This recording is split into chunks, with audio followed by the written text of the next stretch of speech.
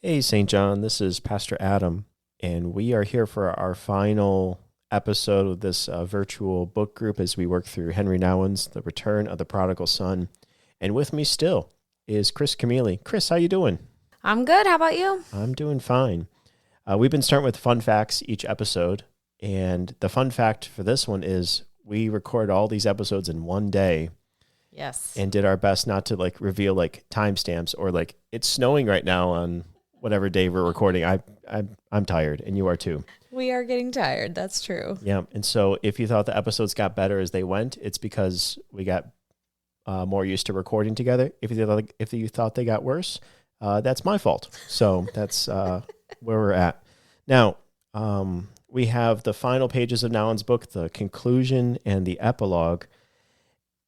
And to get into these pages, I want to draw us back to page 23. It's the end of his introduction, where he says this: "All that I have lived since my first encounter with the Rembrandt poster has not only given me the inspiration to write this book, but also suggested its structure.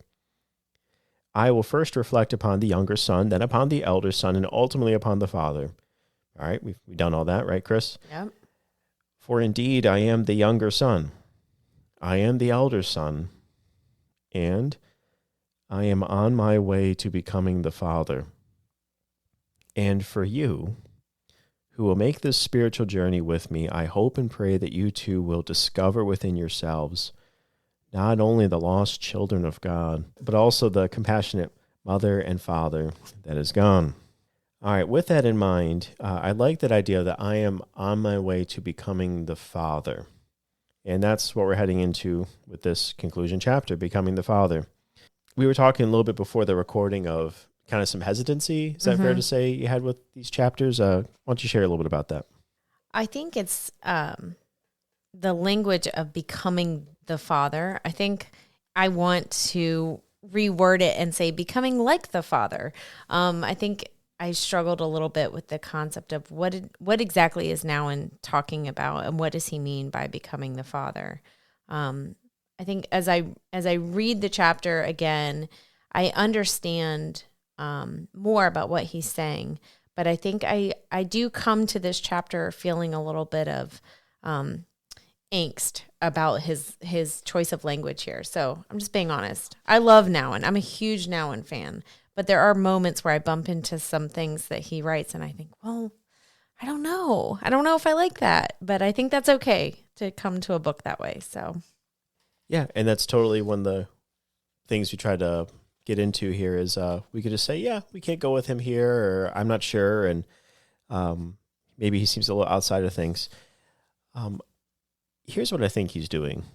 I want to highlight another thing on page 17.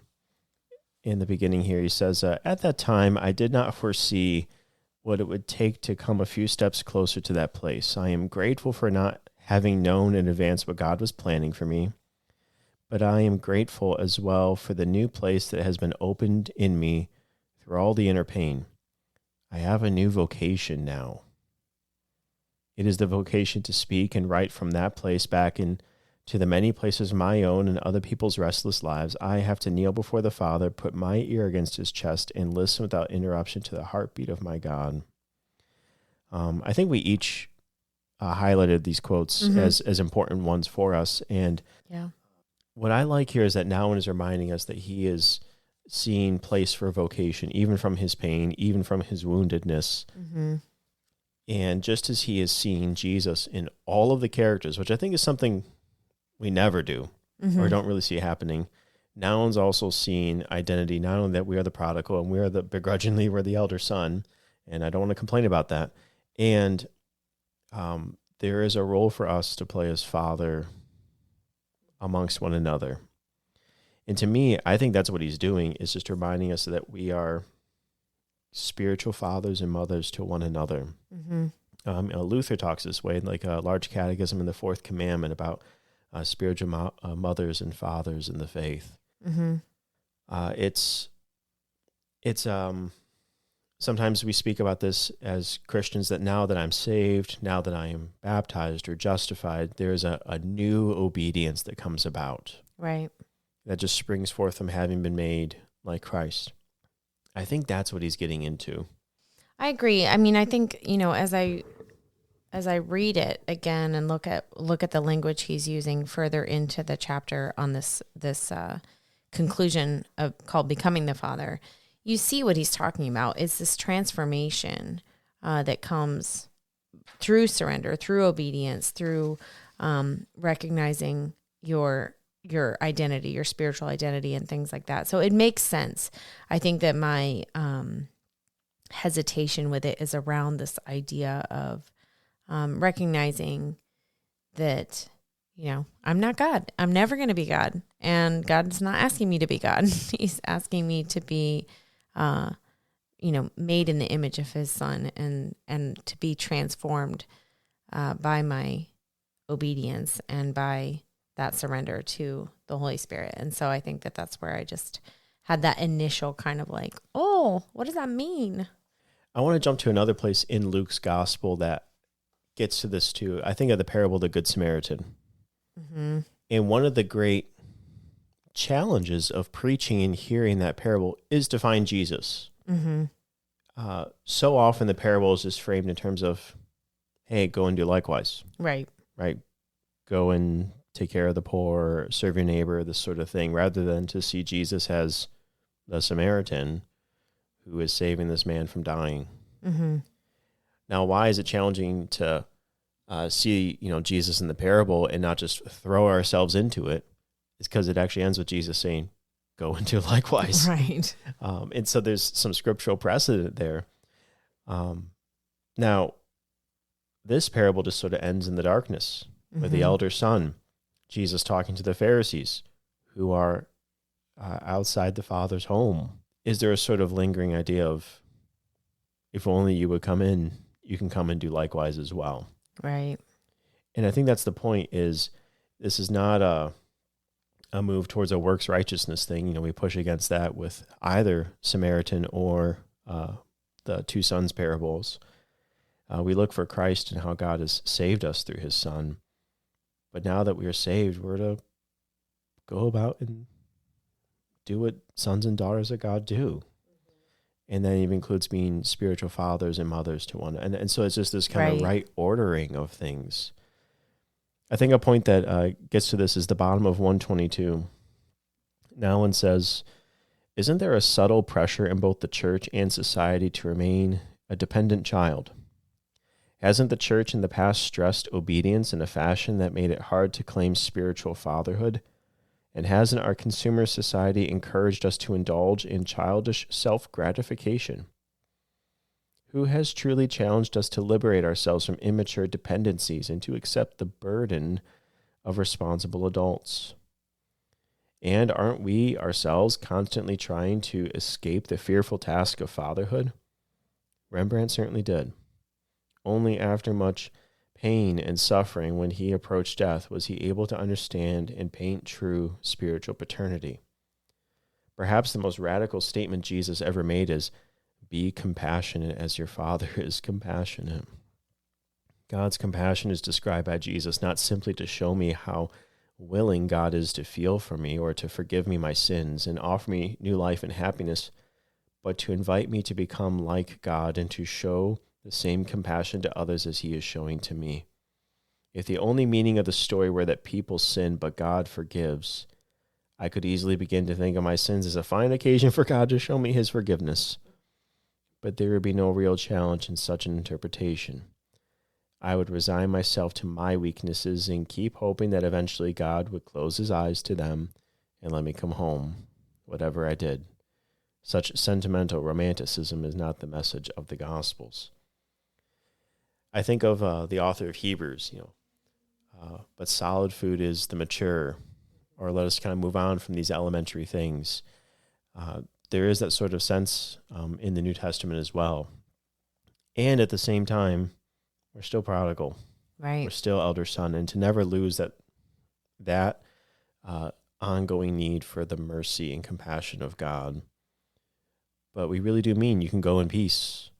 But we are to serve the Lord, and serving that is embodying the Father's compassion to those around us. Yeah, it's interesting where that quote begins, where he says, "Hasn't the church in the past stressed obedience in a fashion that made it hard to claim spiritual fatherhood?" That's interesting to think about. What has that look like, or what does that look like if it's still happening? I just feel like there's probably layers to unpacking that. What does that even mean? Maybe a way to kind of put it is, I'm okay with Jesus forgiving me my sins, but don't tell me what to do after that. Right. And there can be that sort of sense within Christianity of, I'm okay with the forgiveness piece, whether I'm younger son or older son, but the idea of, all right, total claim upon your life. Right. Right. Be imitators of Christ. Mm-hmm. Right. Embody the Father's compassion. Well, those require sacrifice and dying to self and all of it. Yeah. The hard stuff. The stuff we don't want to do. Right. And stuff that certainly doesn't save us. Right. But it's the stuff of the new obedience.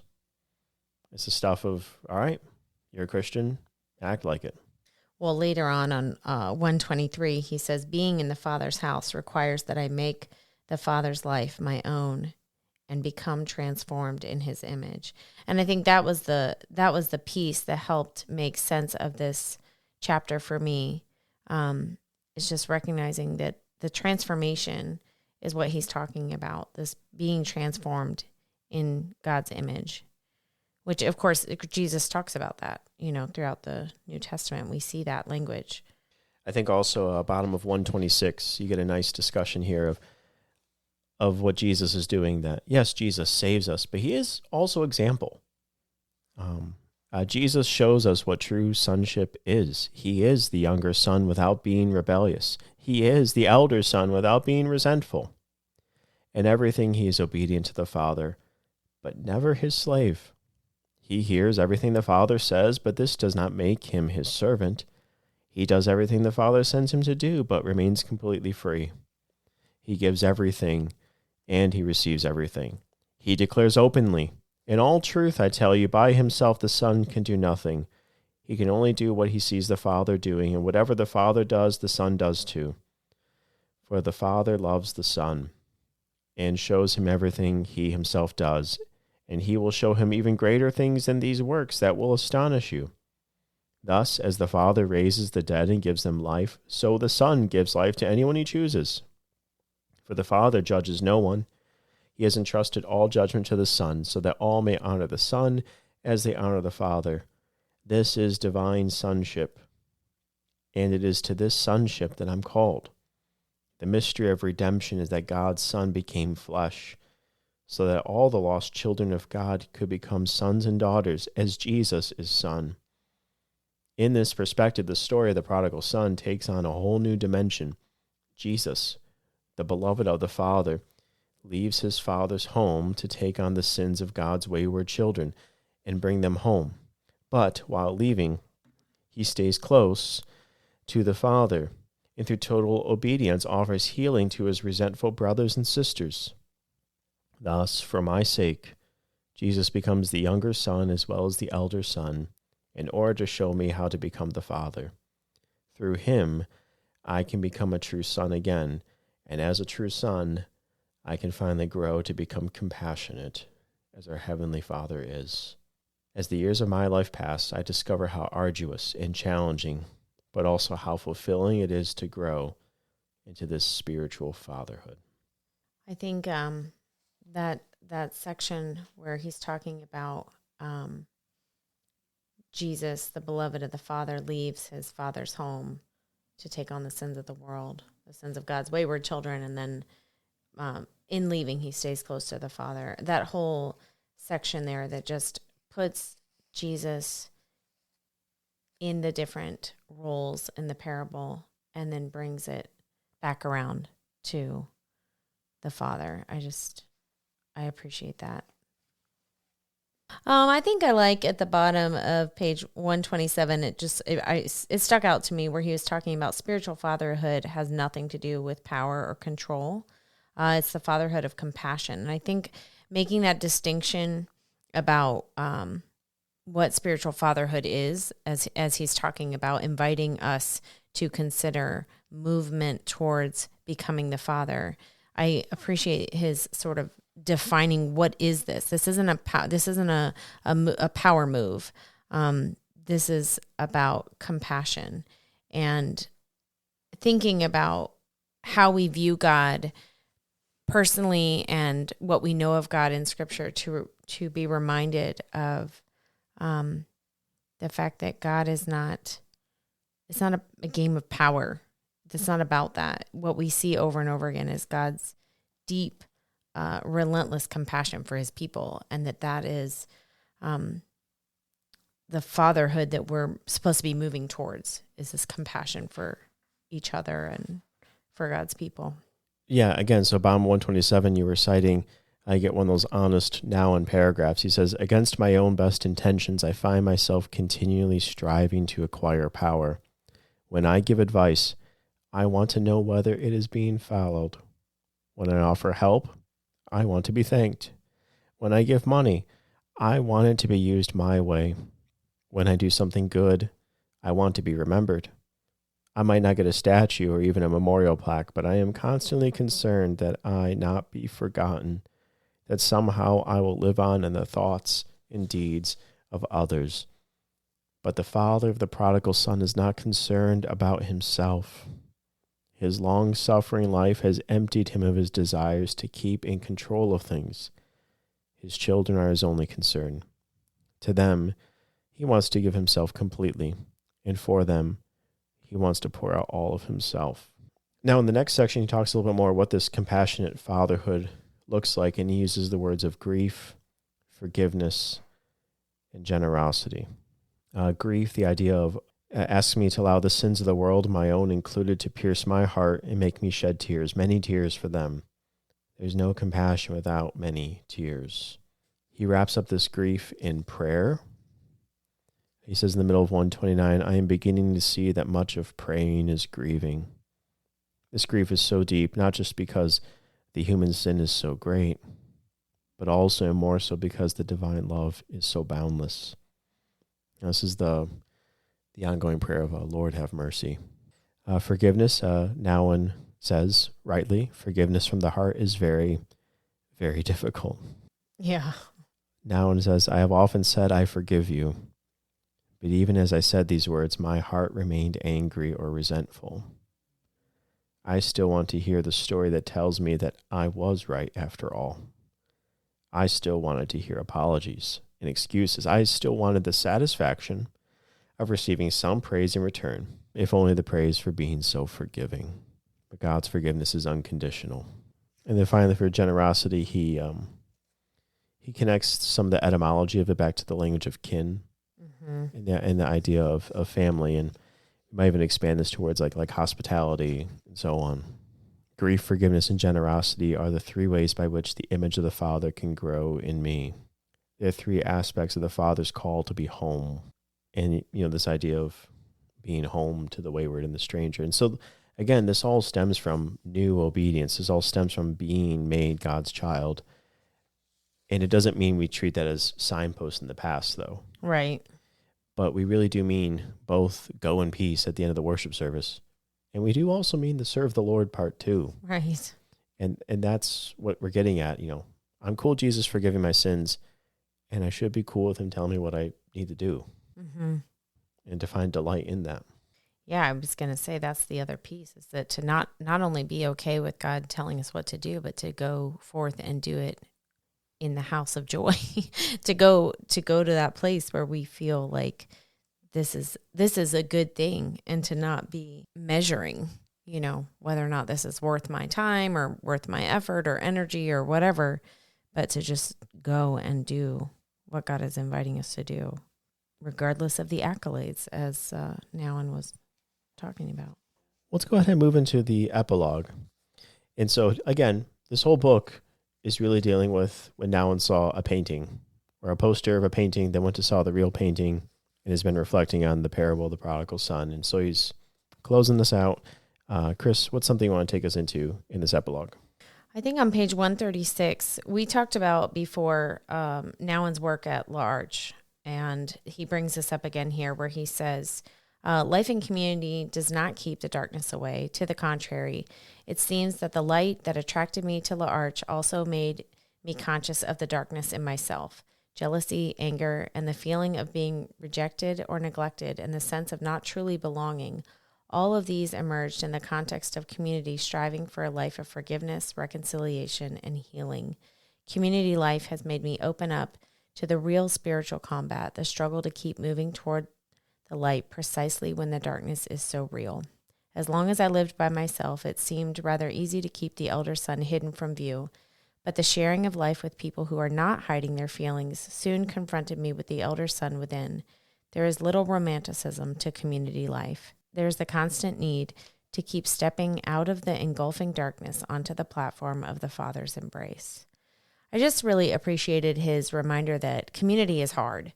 I think that sometimes we come into a community space and feel like it should be easier, or we should all just work together happily and we should all get along and it should just not be hard. But I think it's important that he points out that it is hard, it is challenging, but that it's not, that God's light is still in there, that it isn't just this place of darkness just because it's hard. Even though the darkness feels real, he's recognizing that there's still light there, and it's still the call for us is to be in that hard place of community. And I just appreciate that reminder. And even thinking about the smaller community in the image, in the painting of the father and the two sons, and then we've got these other characters back there that we don't necessarily know who they are. Maybe other people who worked on the father's land or whatever. Other dudes in the shadows. But just thinking about the community in that image shows it was not easy. They were not, this wasn't a happy moment of reconciliation all across the board because the older son was struggling. So I love the way he highlights that, but doesn't paint a dark picture. It's just an honest picture. He spoke earlier in the book we can speak of the return of the prodigal son because there was a leaving. Mm-hmm. We can think also that part of children is to grow up and become adults, mm-hmm. and to adult, right? and to do that. And on 137, he mentions how Paul talks like this. Middle of 137, I am now faced with the hard and seemingly impossible task of letting go of the child in me. Paul says it clearly. When I was a child, I used to talk like a child and see things as a child does and think like a child. But now I have become an adult. I have finished with all childish ways. It is comfortable to be the wayward younger son or the angry elder son. And this is the interesting thing that Nouwen's doing, right? Okay, we'll be the prodigal. All right, we'll begrudgingly be the elder son. But man, do we want to be the father? Mm-hmm. He says, our community is full of wayward and angry children, and being surrounded by peers gives a sense of solidarity. Yet the longer I am part of the community, the more that solidarity proves to be only a way station on the road to a much more lonely destination. The loneliness of the Father, the loneliness of God, the ultimate loneliness of compassion. The community does not need yet another younger or elder son, whether converted or not, but a father who lives with outstretched hands, always desiring to let them rest on the shoulders of his returning children. Yet everything in me resists that vocation. There's our word. I keep clinging to the child in me. I do not want to be half blind. I want to see clearly what is going on around me. I do not want to wait until my children come home. I want to be with them where they are in a foreign country or on the farm with the servants. I do not want to remain silent about what happened. I am curious to hear the whole story and have countless questions to ask. I do not want to keep stretching my hands out when there are so few who are willing to be embraced, especially when fathers and father figures are considered by many the source of their problems. So, and then at the bottom of 138, Nouwen just summarizes this fatherhood task of true fatherhood is sharing the poverty of God's non-demanding love. I'm afraid to enter into that poverty, but those who have already entered it through their physical or mental disabilities will be my teachers. And so he's thinking about his time in the arch. So we worked through the book, Kris. We did. And we'll see how many the congregation worked through it during this Lenten season. It's the parable of the prodigal son, or whatever we're titling it. We can see Christ in all the characters. We can even locate ourselves within all three characters, but certainly a right order for each. I don't know, as we start to head to a close in this episode, in this podcast series, virtual book group, what stands out to you? I think what stands out the most is the idea of that there's a I don't want to say opportunity, but we can be in the different roles in the parable, and just thinking about different seasons of life, reflecting on where have we been the younger son, or where have we been the older son, and are we moving towards, becoming the father, as Nouwen puts it. I think there's a lot to contemplate there and sit with, and to spend time kind of praying through the places where we hit resistance with this parable, or where we don't want to see ourselves in this or that role. I think there's just to me, this book is that reminder of like, yeah, I have a place here, and Jesus is inviting me to consider, where do I need his compassion, and where do I need my own confession of which part I'm playing in that moment. So yeah, this book for me it's a very reflective read. It just causes me to sit and think about my own places of struggle with the Lord, and to be forthcoming, I guess, with Jesus about that. I think what stands out to me is how Nouwen continues to be so honest in a lot of ways for all of us. And it is good to have someone give voice to that. Yeah. And again, we like his other writing, and we'll be in and out of it too. We see this here that, even a Roman Catholic priest is wrestling with this stuff too. So do pastors. Yeah. So do Christians who have run the race for a long time. Right. We're all trying to figure this out.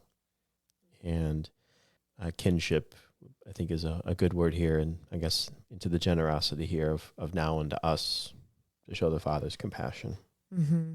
Well, how about this then for a closing prayer? I'm just gonna read through a pretty simple hymn. It's probably one that kids learn early on, but I think would be quite appropriate to our discussion here. It's number 605.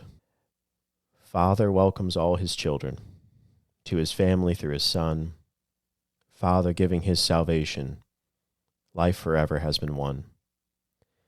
Little children, come to me, for my kingdom is of these. Life and love I have to give, mercy for your sin. Father welcomes all his children to his family through his Son. Father giving his salvation, life forever has been won. In the water, in the word, in his promise be assured. Those who are baptized and believe shall be born again. Father welcomes all his children to his family through his Son. Father giving his salvation, life forever has been won. Let us daily die to sin. Let us daily rise with him. Walk in the love of Christ our Lord. Live in the peace of God. Father welcomes all his children to his family through his Son. Father giving his salvation, life forever has been won. Thanks, Kris, for going through this book with me and recording together and making for a very long day in the office. So, thank you. It's been good. It's such a good book. I hope everybody has read it and enjoyed it as much as I have. So thank you. Blessings to you all. By the time you're listening to this, it's the last week of Lent, and so Holy Week is nigh. Thanks all. Take care. All right. Bye. Bye.